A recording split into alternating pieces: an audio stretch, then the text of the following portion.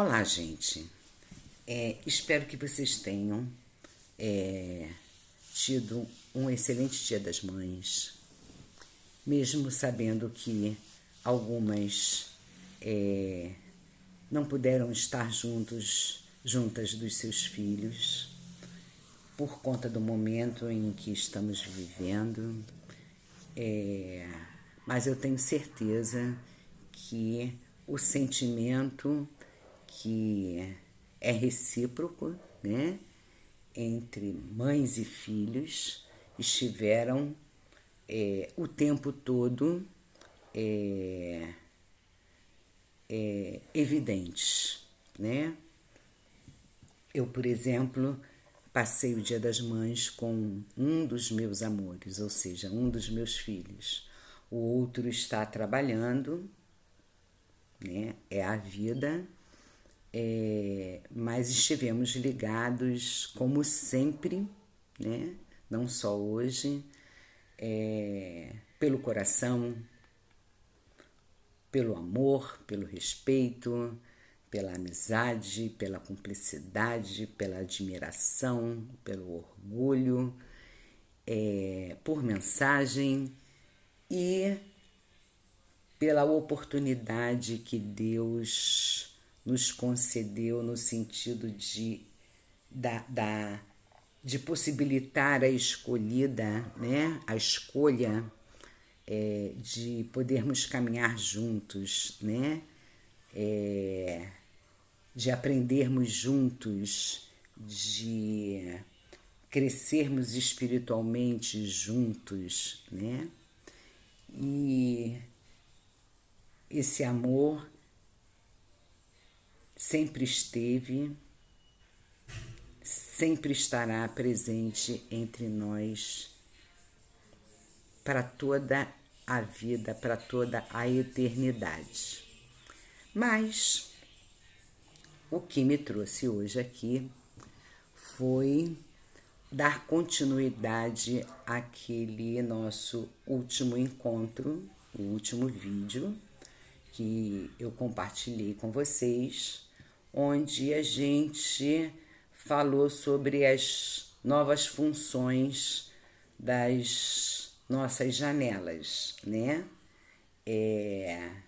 Tanto virtuais quanto as janelas propriamente ditas, né, das nossas casas, digamos assim, né, que tem tido uma função diferente para nós, no sentido de olhar, no sentido de reflexão, no sentido de reavaliação do nosso papel enquanto cidadão, da nossa responsabilidade, do nosso desejo, do mundo que a gente quer para nós e para quem a gente ama, para as pessoas que a gente conhece, e para as pessoas que a gente não conhece, e para o meio ambiente que tem, né, demonstrado para nós o quanto é importante que a gente se desligue, digamos assim, de determinadas ações, né? De determinados valores que até então estavam muito presentes no nosso dia a dia, né?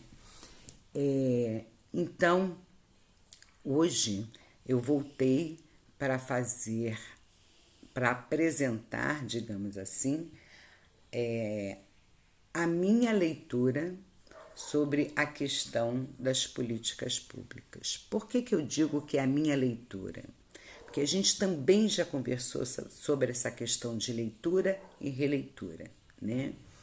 Quando a gente falou sobre livros que eventualmente a gente lê mais de uma vez e que a cada vez que a gente lê o mesmo livro, a gente entende determinadas coisas de maneira diferente, tem um olhar diferente para determinadas passagens, porque às vezes naquele momento antigo essas passagens não tivessem, na verdade, um valor tão significativo para a gente, e que da próxima ou das próximas vezes que esse mesmo livro estava sendo lido por nós, essas mesmas passagens chamaram mais a nossa atenção por conta do momento que a gente estava vivendo, por conta do olhar que a gente tinha naquele momento, que era diferente, né?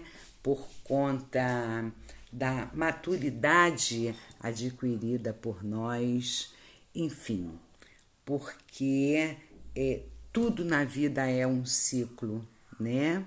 A vida é um ciclo, tudo se constrói e se reconstrói o tempo inteiro, e assim são as nossas visões, os nossos valores, né? Alguns dos nossos valores, e, por que não, as nossas posturas, né? Então, nesse momento, eu digo a vocês que eu não tenho a pretensão do que o que eu vou começar a falar seja uma verdade absoluta, até porque também a gente já conversou sobre a questão da verdade absoluta, né? Que ela tem essa também variável, né? Essa variante dentro das nossas vidas, né? Então, muito bem, se eu fosse resumir muita coisa, né? O que são políticas públicas? Eu diria que políticas públicas dizem respeito ao que os governos fazem ou deixam de fazer. Se alguém chegasse agora e me perguntasse assim: Lúcia, o que são políticas públicas para você? Eu diria o seguinte: as políticas públicas são medidas criadas pelos governos para garantir direitos, assistência ou prestação de serviços à população. O objetivo é assegurar que a população tenha acesso aos direitos adquiridos pela lei. Essas medidas, né, são uma parte importante da administração pública, já que representam planejamentos dos governos e são criadas para melhorar a sociedade e entender necessidades dos cidadãos. As políticas públicas também são uma forma de ajudar a diminuir desigualdades sociais que existam em um país e podem ser usadas como uma ferramenta de inclusão social. Podem existir muitos tipos de políticas públicas em todas as áreas, que são escolhidas conforme a necessidade local. Políticas de saúde, de educação, de assistência social, de cultura, entre outras. Existem vários tipos de políticas públicas, mas hoje eu vou falar de uma forma geral. A definição das políticas prioritárias acontece por um processo que contém várias etapas. Vou tentar dar alguns exemplos, citar alguns exemplos. Identificação dos problemas que necessitam de uma política pública própria. Definição dos problemas que devem ser tratados com mais urgência. Avaliação de quais medidas são viáveis e indicadas para aplicação. Definição das medidas que serão executadas, implantação das políticas públicas criadas, observação dos resultados obtidos com as medidas e, por que não, a extinção da medida por falta de efeito ou por ter solucionado a questão propriamente dita. No Brasil, apesar da orientação de bem-estar da Constituição de 1988, que ampliou e consolidou formalmente direitos sociais, sua materialização através da Constituição da construção de amplos sistemas de proteção capazes de garantir sobrevivência diante das vicissitudes do capitalismo e suas crises, a maior parcela da população esteve sujeita a avanços e retrocessos. No caso da Seguridade Social brasileira, desde 1990, esforços de diferentes governos buscaram implementar proteção social por meio de sistemas únicos de acesso universal, como o Sistema Único de Saúde, o SUS, e o Sistema Único de Assistência Social. Foram décadas de pesquisas que demonstraram os avanços e limites no nível de estruturação e na capacidade dessas iniciativas lidarem com a saúde coletiva, com destaque para os estudos de epidemia e a atuação do SUS junto à alta complexidade. Apesar do SUS servir inclusive de modelo para o Sistema Único de Assistência Social, seguindo um padrão de incrementalismo nas políticas no país desde 2015, suas conquistas passaram a ser explicitamente ameaçadas e atacadas, e os resultados, infelizmente, estão sendo sentidos hoje por nós.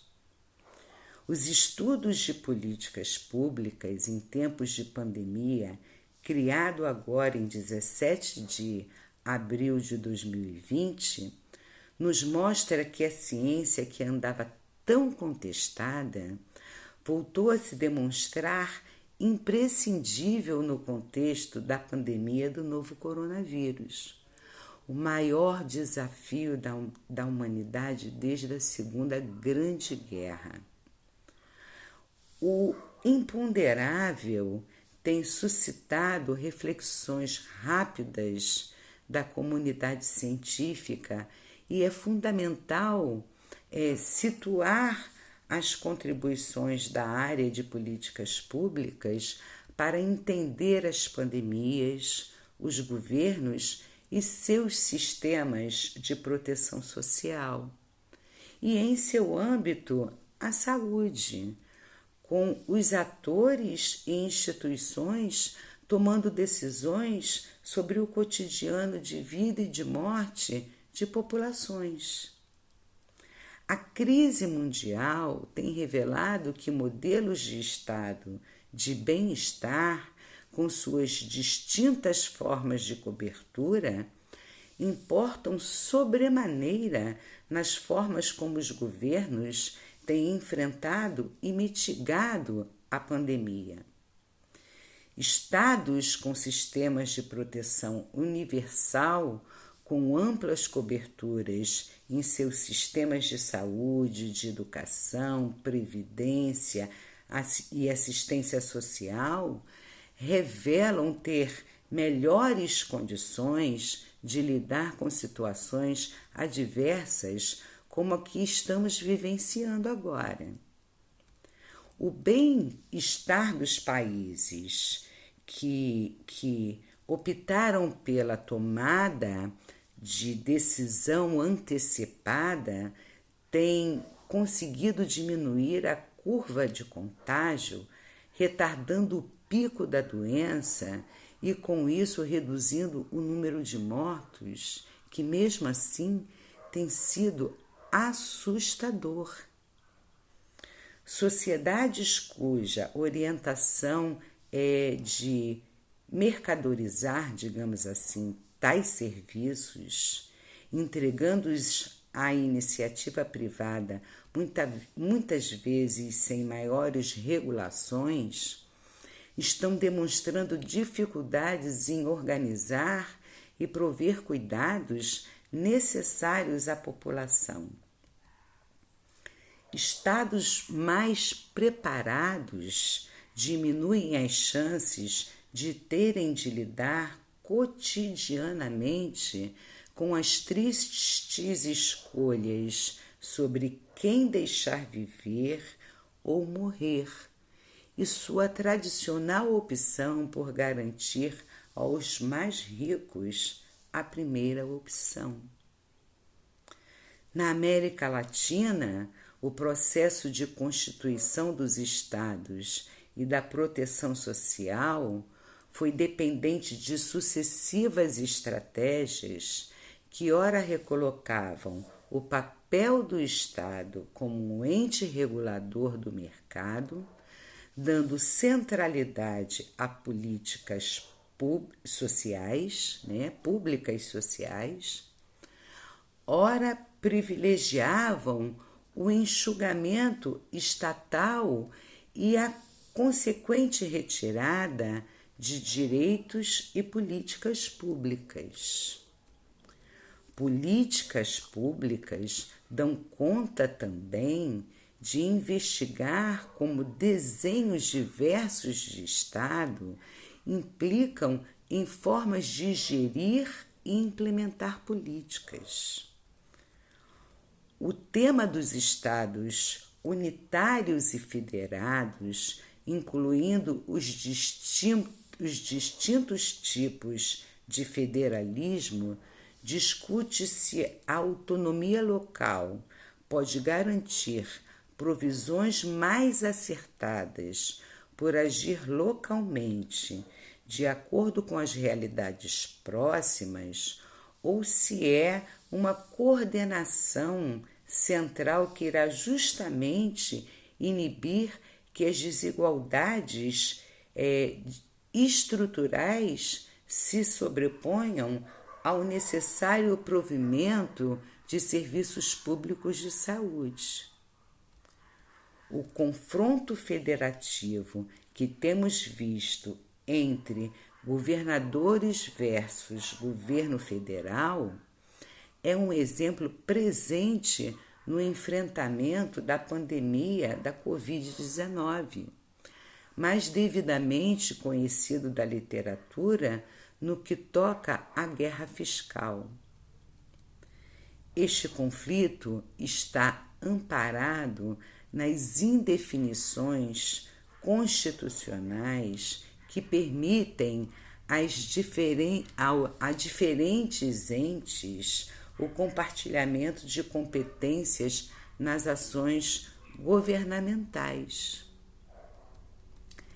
É visível a ação e coordenação dos governadores brasileiros, os antigos barões da Federação, que vinham perdendo poder e recursos ao longo da redemocratização. Por outro lado, se há alguma atuação no Executivo Federal, esta deve-se muito à institucionalização de uma burocracia técnica e profissional evidente no legado do Ministério da Saúde, do que propriamente da vontade do nosso representante eleito, cuja conduta eu acho que nem vale a pena comentar no momento. É também a área de políticas públicas que investiga a fundo a maneira pela qual se darão mudanças e adequações no caminho entre a saída das políticas do papel até chegarem aos cidadãos. Entre a proposta, desenho e posterior implementação de políticas, o nível de profissionalização da burocracia determinará a qualidade com que os serviços públicos serão entregues às pessoas.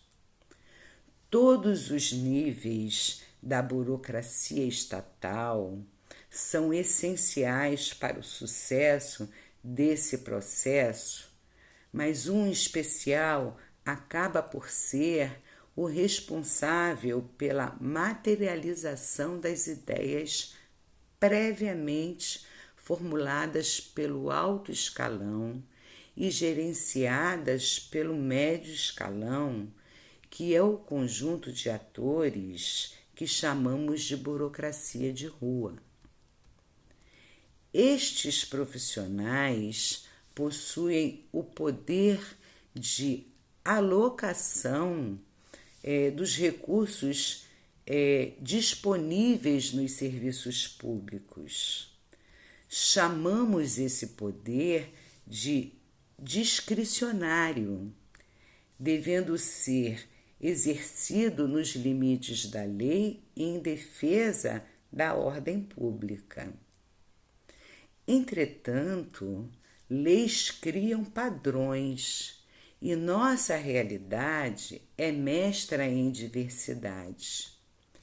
Decifrar essas realidades tão complexas, repletas de constantes insuficiências de recursos, informacionais, materiais, humanos, temporais, que, por exemplo, uma emergência de um hospital ou uma unidade básica de saúde ou até mesmo um centro de referência de assistência social possam estar vivenciando em meio às situações de emergência em consonância com a exposição das múltiplas vulnerabilidades nas atuações desses burocratas de nível de rua, que são os médicos, enfermeiros, agentes comunitários de saúde, assistentes sociais e tantos outros, também são missões de um ou de uma analista de políticas públicas. São estudos de políticas públicas que investigam ainda quem são as instituições por trás de diferentes propostas de intervenção estadual e como instituições originalmente não participantes do jogo político entram nele e passam a deter poderes infinitos sobre como gerir a coisa pública. No contexto da calamidade pública que vivemos, intensificaram-se as relações entre as instituições do sistema de justiça e os demais poderes, com o judiciário elevado à arena decisória da política de enfrentamento à crise da Covid-19. O fato novo é o judiciário, o legislativo, os governadores e os ministros atuarem para bloquear ações do presidente da República em uma confederação de desenho federativo. A questão da judicialização da saúde e suas conhecidas controvérsias assume ampliada relevância, pois serão os leitos obtidos por ações judiciais que garantirão, mais uma vez, o direito à vida. Mas atenção entre constranger o governo público para que haja de maneira a garantir direitos constitucionalizados sempre esbarrará na dificuldade de garantia de acesso à justiça, que acabará por reproduzir desigualdades já estabelecidas e que resultarão novamente em privilégio dos que têm sobre os que não têm. É também na guerra federativa que o judiciário tem que ter uma atuação crucial ao mediar a batalha por equipamentos de proteção individual, os conhecidos EPIs, respiradores e toda sorte de materiais necessários em cada rincão do país. Os governos geralmente buscam amenizar as crises econômicas e os riscos que sempre sucedem às pandemias. No Brasil, depois de muito se discutir, vem sendo adotado uma política de transferência de renda para garantir que trabalhadores informais, de baixa renda e desempregados tenham algum socorro. Essas ações voltadas à economia também partem do aprendizado institucional pela aplicação de mecanismos criados ao longo dos últimos governos. O uso do cadastro único de programas sociais para garantir a renda mínima aprovada aos trabalhadores é mais um exemplo do até então institucionalizado Sistema Único de Assistência Social brasileiro. A utilização de expertise e estruturas já existentes no reconhecido e exportado programa Bolsa Família para atacar necessidades prementes do cotidiano de milhares de pessoas foi o primeiro passo. São inúmeros, portanto, os exemplos em que estudos em políticas públicas são necessários por suas análises, diagnósticos e também denúncias.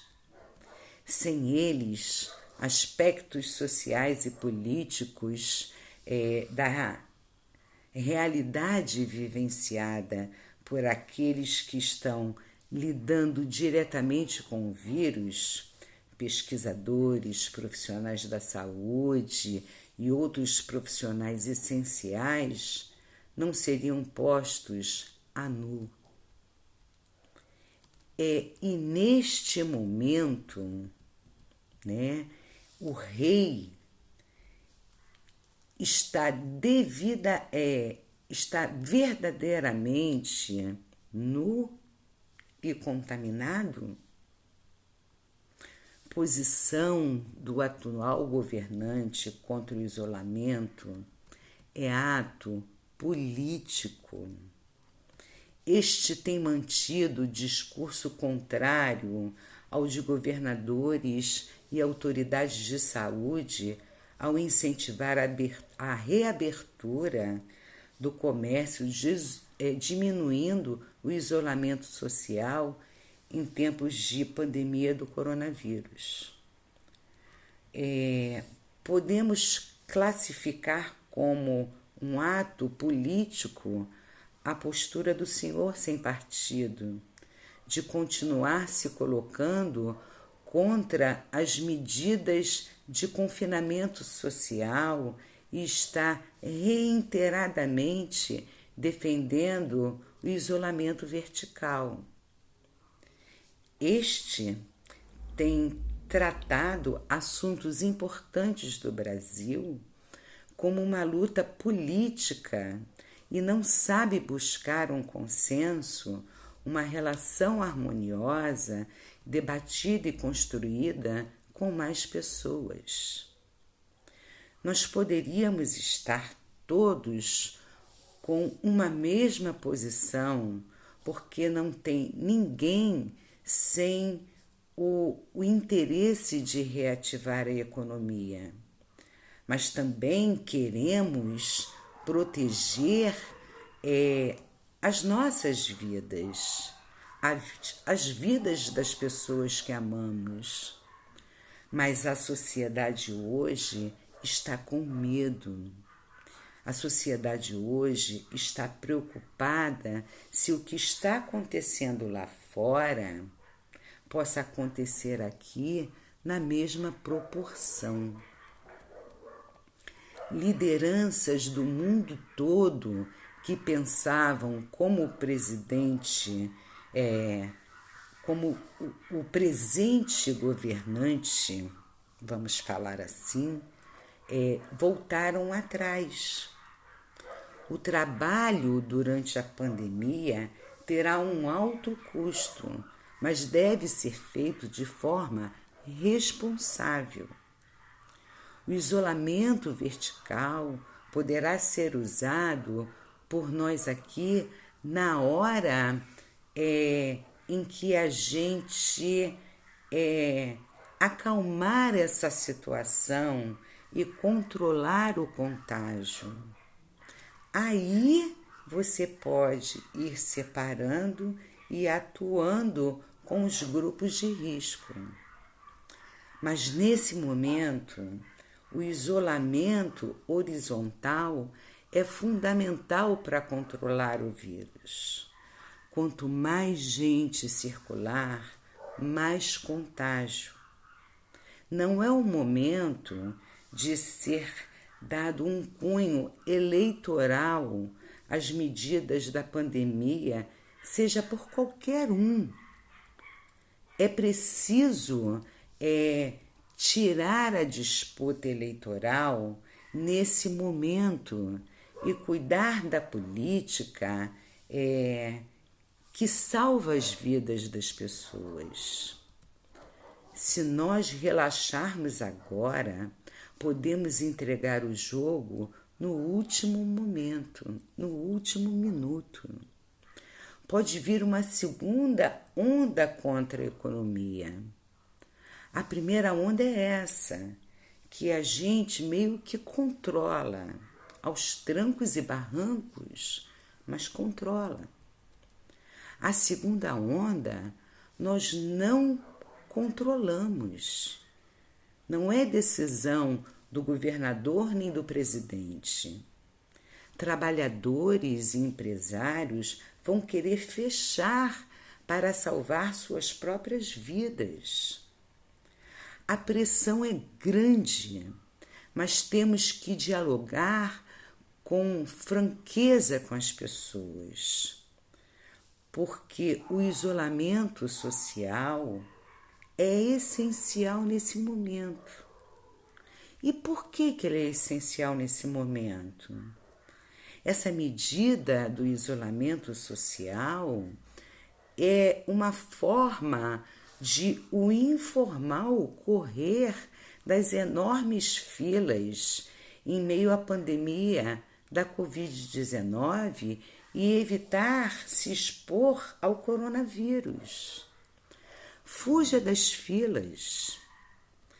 A estratégia proposta, que consistia em isolar apenas idosos e pessoas com doenças crônicas, amplamente defendida pelo presidente, foi uma das razões do desgaste entre o chefe do executivo e o ex-ministro da Saúde, que considerava o isolamento de toda a população a melhor estratégia para evitar a propagação do coronavírus. O isolamento horizontal é uma estratégia que permite ganhar tempo para entender melhor a doença e para implantar medidas que permitam a retomada da economia do país. Sobre o isolamento vertical, é uma estratégia altamente frágil e não representa uma solução definitiva para o problema. Como exemplo, sendo real a informação que a maioria das transmissões acontecem a partir de pessoas sem sintomas, se deixarmos as pessoas com maior risco de morte pela Covid-19 em casa e liberarmos aqueles com menor risco para o trabalho, com o passar do tempo, teríamos pessoas assintomáticas transmitindo a doença para as famílias, para as pessoas de alto risco que foram isoladas e ficaram em casa. O ideal seria um isolamento estratégico ou inteligente. E nesse momento, essa é a dúvida. Esse é o debate. Qual é o isolamento mais estratégico ou qual é o mais inteligente? Tudo o que foi falado é muito fácil de falar, mas muito difícil de fazer acontecer, né? Demanda uma gestão centralizada e estruturada, incluindo o sistema público nos níveis federal, estadual e municipal, a saúde suplementar e contribuições da iniciativa privada. Também é fundamental o alinhamento dos poderes executivo, legislativo e judiciário. Gerir e fazer acontecer em períodos de crise é um desafio enorme, imenso. Estamos vivendo um tempo de guerra, e tempos de guerra, apesar de todas as dificuldades e perdas, são períodos onde grandes inovações acontecem, inclusive na saúde.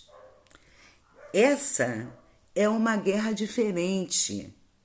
Em guerras convencionais, a maioria busca, a maior busca, né? A maioria das pessoas buscam, né, inovações voltadas para fuzis, aviões de guerra, armas nucleares. Mas nesse caso, nossas maiores inovações vão estar no campo da informação, das vacinas, dos medicamentos e na capacidade de rever nossas rotinas do dia a dia. Espero que logo ali na frente a gente consiga encontrar ou desenvolver tratamentos que curem a Covid-19 para que a história natural da doença seja mudada e para que possamos retornar a um dia a dia mais leve e agradável, idealmente mudado para melhor pelo aprendizado desses tempos de guerra. Então, gente, o que a gente tem que colocar na cabeça é que o que, na verdade, importa nesse momento são as nossas vidas, a nossa segurança, o nosso bem-estar, né? E a luta pelos nossos direitos, né? Garantidos pela lei. É isso que importa. A gente não tem que ficar divididos, né, entre o que o representante legal, né, eleito fala ou pensa, ou sobre o que os governadores decidem. A gente tem que obedecer às orientações da Organização Mundial de Saúde. A gente não pode colocar em risco não só as nossas vidas, mas as vidas de outras pessoas. Sejamos conscientes, sejamos responsáveis. Vamos parar para pensar em tudo que tinha sido construído, né? E que foi desgastado por questões de cunho político, né? Vamos pensar que o que a gente na verdade quer, o que a gente na verdade precisa é retornar ao nosso dia a dia com tranquilidade e segurança e tendo a certeza de que a nossa aproximação das pessoas que convivem conosco não sejam ameaçadas. Bom, essa é a minha leitura sobre a questão das políticas públicas. Tenho a certeza que muitos concordam, assim como também tenho a certeza de que alguns não concordarão com determinadas coisas que eu falei aqui. Porém, esse canal é aberto para colocações respeitosas, né? Sendo elas críticas construtivas, sendo elas de concordância, né? Ou discordância, sendo para acrescentar, né, algumas visões que talvez eu não tenha citado ou até não tenha percebido, tá? E de verdade, que tudo isso termine da melhor forma possível, né? E que muitas vidas sejam poupadas, né? Sejam garantidas e que essa nossa solidão, digamos assim, termine o quanto antes. Muito obrigada mais uma vez pela presença de vocês e pela paciência de me ouvir. Um beijo grande no coração de cada um de vocês e que Deus continue protegendo a todos nós. Até logo.